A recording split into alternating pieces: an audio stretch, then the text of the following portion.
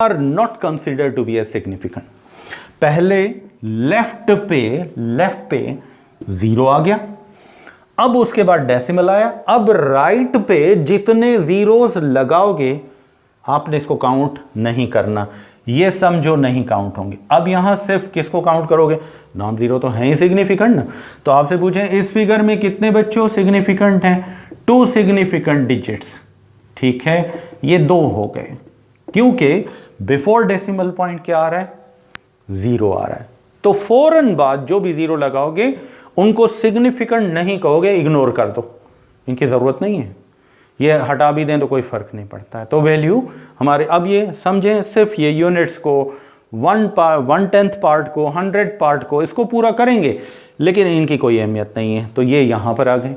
अब आते हैं, पर इस तरह भी हो सकता है 0.00680, अब आ रहा है, देखो अब यहां क्या आ गया, पहले 0 आ गया, लेकिन अब फौरन जीरोस आ गए, उसके बाद आपने देखा क्या हुआ, अब ये जो 0 आ रहा है ये काउंटेबल होगा, इसको याद रखना।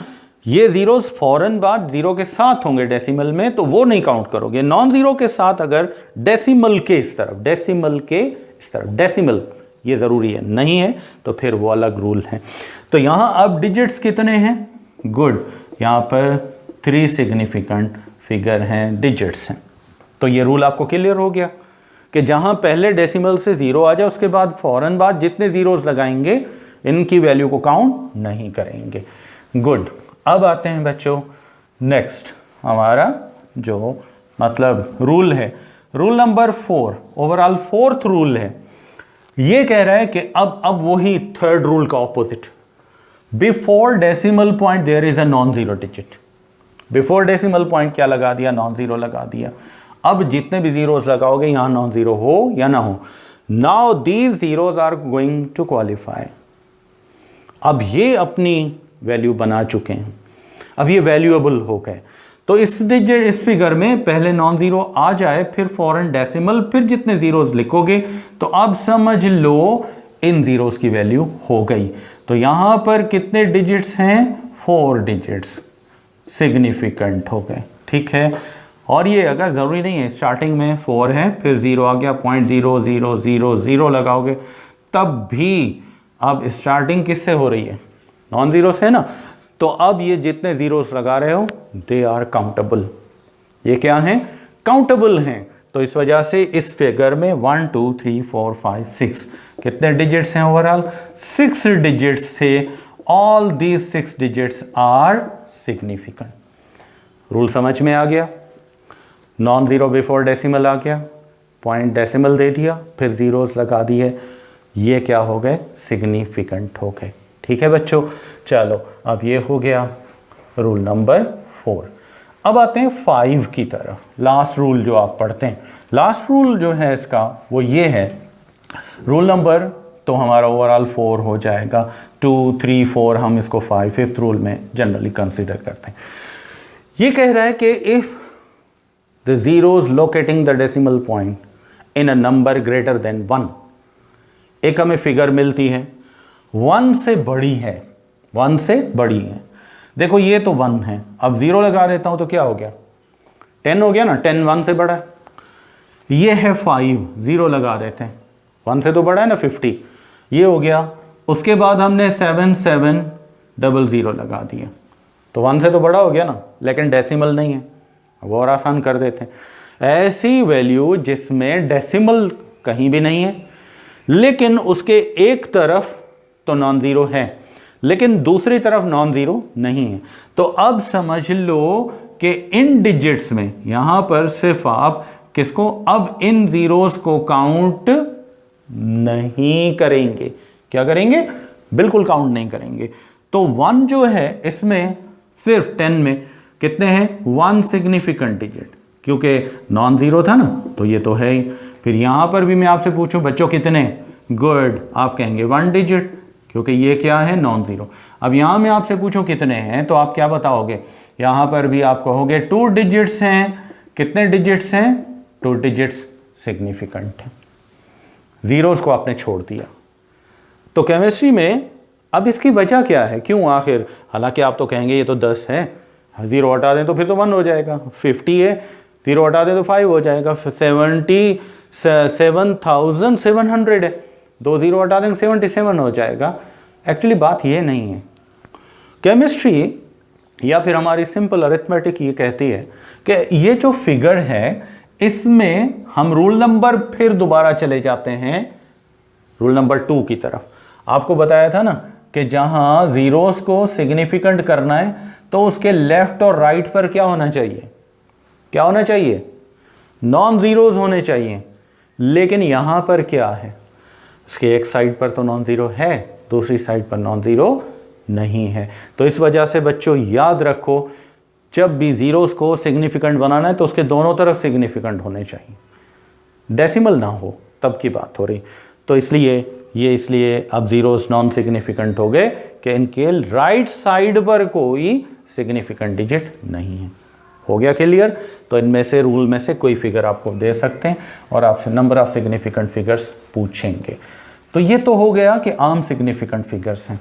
अब एक्सपोनेंट्स आपको मिल सकते हैं, क्या मिल सकते हैं, एक्सपोनेंट में आपको फिगर मिल सकती है, जैसा कि एवोगेड्रोस नंबर है 6.02 10⁻23, ये इसको हम Na शॉर्ट फॉर्म में एवोगेड्रोस नंबर लिखते हैं। या फिर आपको पता है प्लांक्स कांस्टेंट है 6.62623 इंटू 10⁻34, जूल्स में भी लेते हैं, अर्ग्स में भी लेते हैं, जूल सेकंड में इनको लेते हैं। तो ऐसे फिगर्स, ये जो वैल्यूज़ होती हैं, ये अक्सर इनको मैं आगे आपको बताऊंगा, ये साइंटिफिक नोटेशंस कहलाती हैं। ये क्या कहलाती हैं, साइंटिफिक नोटेशंस कहलाती हैं। तो ये साइंटिफिक नोटेशंस तो होंगी, इनमें साइंटिफिक नोटेशन जहां पावर, ये मतलब इसके डिजिट के पूरी फिगर के 2 हिस्से करोगे, ये इसका कोएफिशिएंट पार्ट है और ये इसका एक्सपोनेंट पार्ट है। याद रखो, जब भी नंबर ऑफ सिग्निफिकेंट फिगर्स निकालना चाहते हो तो आपने ये याद रखना है कि इनका जो कौन सा है, लॉगरिथम पार्ट है, एक्सपोनेंट का पार्ट है, इसको बच्चों हटा दो। एक्सपोनेंट पार्ट को समझ लो, इसमें जो भी फिगर आ रही है, ये बेस है और ये एक्सपोनेंट है। बेस और एक्सपोनेंट ये कभी भी सिग्निफिकेंट फिगर में काउंट नहीं होंगे। अलबत्ता ये जो है इनका, ये कहलाता है कोएफिशिएंट। क्या कहलाता है, कोएफिशिएंट कहलाता है। तो कोएफिशिएंट में जितने भी डिजिट्स होंगे ये सिग्निफिकेंट होंगे। तो अब मैं यहां पर इसी सिंपल एग्जांपल से ही शुरू कर रहा हूं बच्चों। 6.02 में कोएफिशिएंट जो है, इसमें एक्सपोनेंट पार्ट को अलग कर दिया, कितने डिजिट्स हैं, 1 2 3, तो इसमें 3 सिग्निफिकेंट फिगर्स हैं। कितने सिग्निफिकेंट फिगर्स हैं, 3 सिग्निफिकेंट डिजिट्स हैं, फिगर्स हैं, ये हो गया। और 6.62623 इंटू 10⁻34 जूल सेकेंड में, यहां पर कितने, 1 2 3 4, ये 4 डिजिट्स हैं जो क्या हैं, सिग्निफिकेंट हैं। 4 डिजिट्स जो हैं क्या हैं, सिग्निफिकेंट। तो इस तरह अगर आपको पावर्स में कोई वैल्यू मिलती है तो बच्चों उसके सिग्निफिकेंट फिगर्स अगर आपने मालूम करने हैं तो कोएफिशिएंट ले लो, इसको छोड़ दो, बेस को भी छोड़ दो, एक्सपोनेंट पार्ट को छोड़ दो, ये बचेंगे, ये सिग्निफिकेंट होंगे। तो जितने भी डिजिट्स हों इसमें 1 2 3 4, ये 1 2 3, ये, तो इसमें से आप सिग्निफिकेंट फिगर्स निकाल सकते हो। तो ऐसी अगर आपको फिगर्स मिलें तो इस तरह आप डिसाइड कर लेंगे कि सिग्निफिकेंट फिगर्स कितने हैं।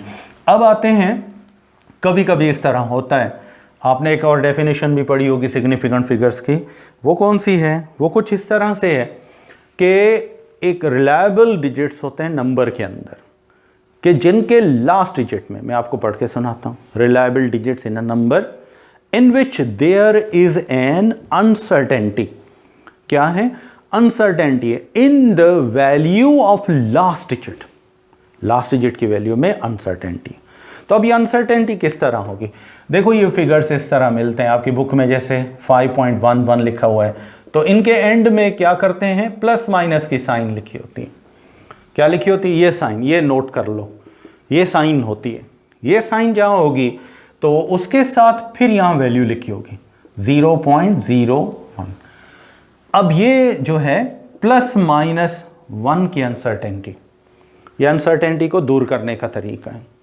फिगर को देखना है कि एग्जैक्ट फिगर हाईएस्ट कितनी हो सकती है, लोएस्ट कितनी हो सकती है, और ये एक्चुअली क्या है, फिर ये मकसद क्या है। ये हम खुद अनसर्टेनिटी 1 तो करेंगे, लेकिन 1 कैसे, कहाँ ऐड करेंगे? क्या हम अपनी मर्जी से चाहें इसमें 1 ऐड कर दें, प्लस कर दें, माइनस कर दें? नहीं। इसमें कर सकते हैं? नहीं। कहाँ करेंगे? लास्ट डिजिट में। अब देखो यहां लिखा हुआ है ना, इसमें कुछ भी ऐड नहीं करना, मतलब ये पहला हो गया, इसमें कुछ नहीं ऐड करना, इसमें कुछ भी ऐड नहीं करना। कहां ऐड करना है? लास्ट। लास्ट इसका कौन सा है? ये वाला डिजिट है। तो अब देखते हैं ये फिगर फिर किस तरह होगी। एक्चुअली ये फिगर तो ये थी, वो कह रहा है ये एक्चुअल फिगर नहीं है, इसमें प्लस माइनस कमी बेशी हो सकती है, ज़्यादा में ज़्यादा वैल्यू कहाँ तक जा सकती है, एग्जैक्ट हो सकती है, और कम से कम। तो सबसे पहले आप 5.1 प्लस कर लें, ठीक है, इसमें कुछ ऐड नहीं करना, इसमें कुछ, लास्ट ये है 1 ऐड कर दो, तो ये हो गया 2, और ये कितना हो गया 1, और ये हो गया 5। ये हो गई मैक्सिमम वैल्यू। ये मैक्सिमम इतनी एक्यूरेट हो, इससे बढ़ाओगे इसकी एक्यूरेसी ख़त्म, ये ख़त्म हो जाएगी, वैल्यू नहीं रहेगी। अब आते हैं कम कितनी कर सकते हो इसमें से, 5.11 माइनस कर दो, इसमें से भी ना माइनस करो, इसमें से भी ना करो, लास्ट डिजिट ये, तो ये हो जाएगा 0, ये हो जाएगा 1, और ये मिनिमम ये होगी, मैक्सिमम ये होगी। अब आप कहेंगे इसकी क्या ज़रूरत थी? इसको असल में ये दोनों वैल्यूज़ को ये जोड़ रही हैं, ये जोड़ रही हैं। अब देखते हैं कि ये कहाँ से आए। ये इसका एवरेज है। इन दोनों वैल्यूज़ को अब क्या करो, प्लस करो, ऐड करो, और फिर देखो कि 5.11 आ रहा है। हमारी पहले जो गिवन वैल्यू थी वो कौन सी थी बच्चों? 5.11 थी। क्या थी? 5.11 थी।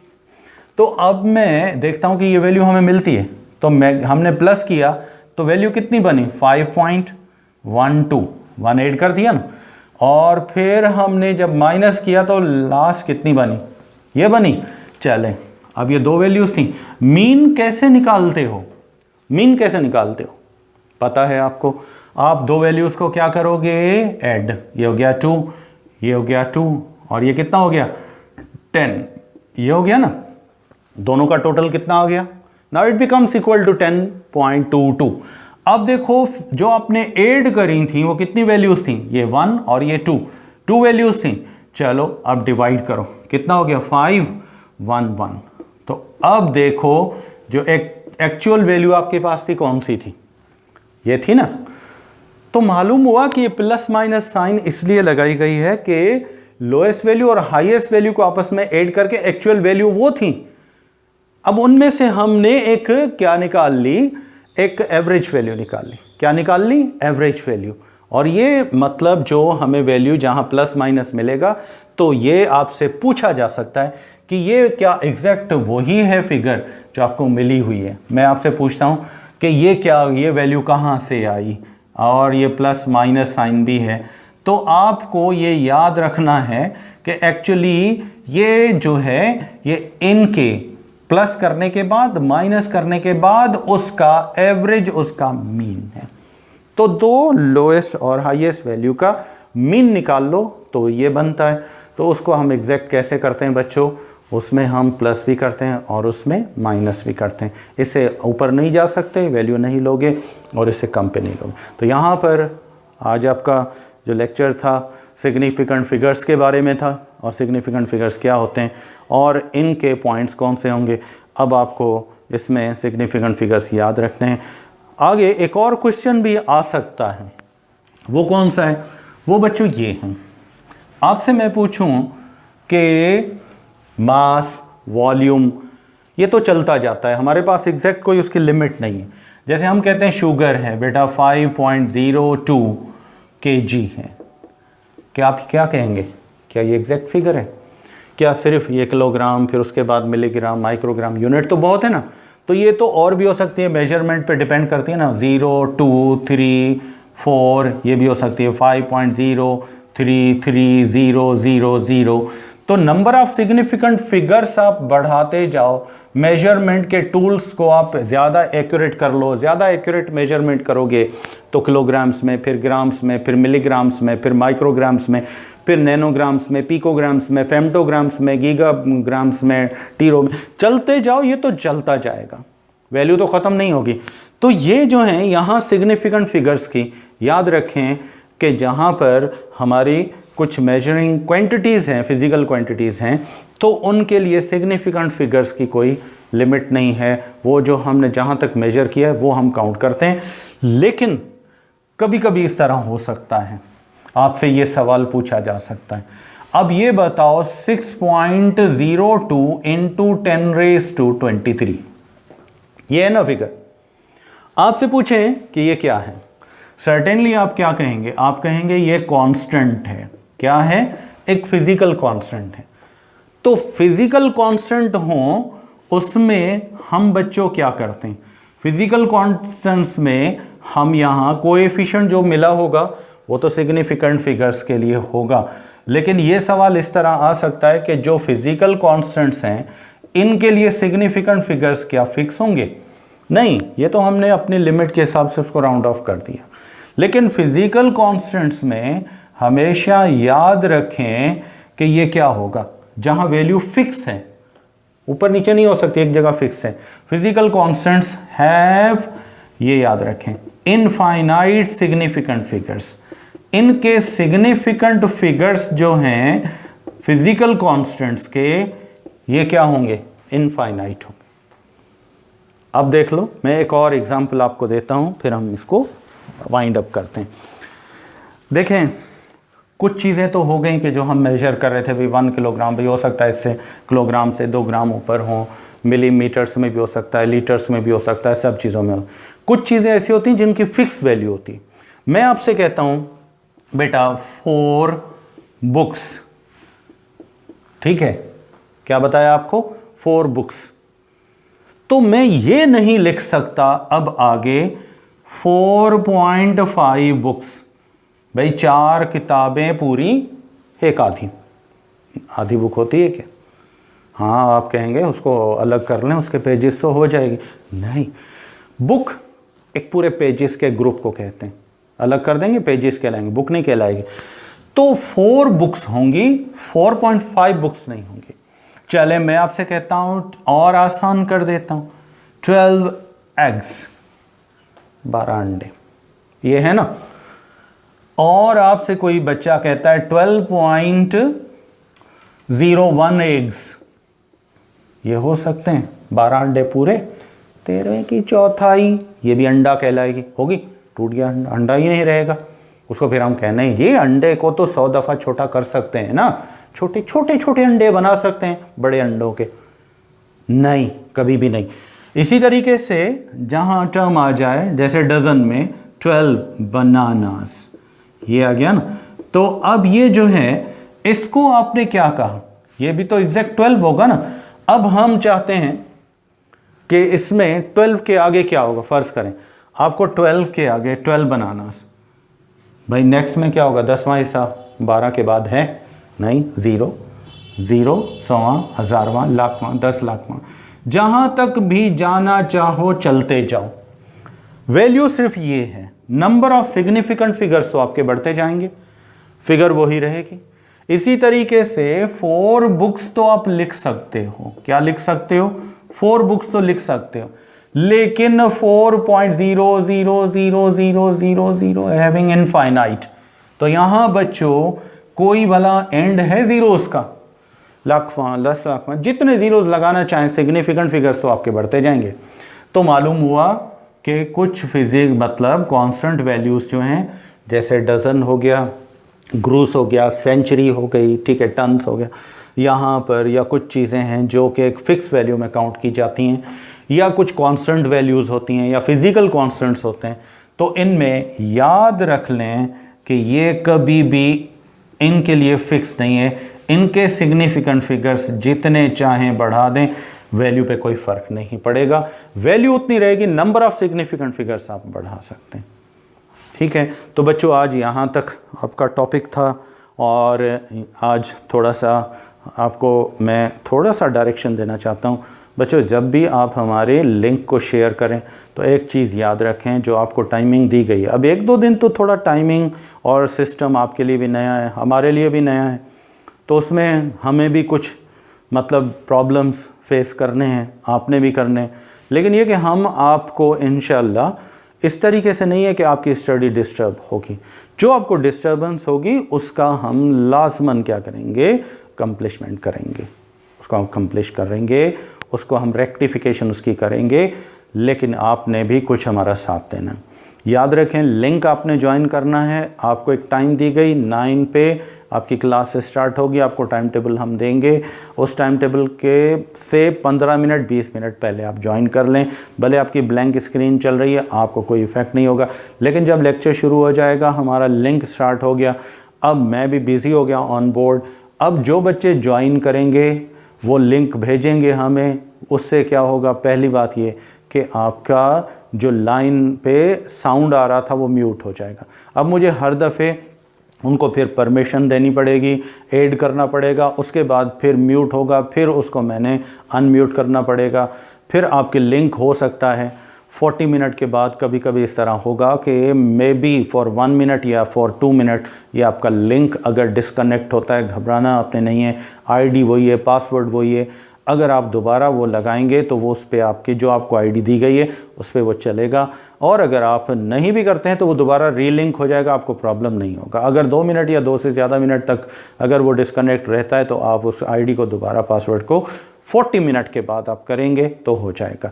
बाकी सिर्फ जो डिस्टर्बेंस हमें हो रही है वो बच्चों की जो हैं वो एडिशन की वजह से हो रही है, क्योंकि हंड्रेड्स में हमारे ग्रुप्स चले गए, काफ़ी सारे बच्चे हैं, तो अब उनको हम लिंक कर रहे हैं, सिस्टम पे ज़ाहिर है लोड पड़ता है, तो बच्चों डिस्टर्बेंस थोड़ी सी होती है, पर आप घबराएं नहीं, हम आपका हर मुश्किल में आपका साथ देंगे, इंशाल्लाह आपको स्टडी में डिफ़िकल्टी नहीं होगी। तो यहाँ पर आज आपका पहला लेक्चर ख़त्म हो गया, आप मुझे इजाज़त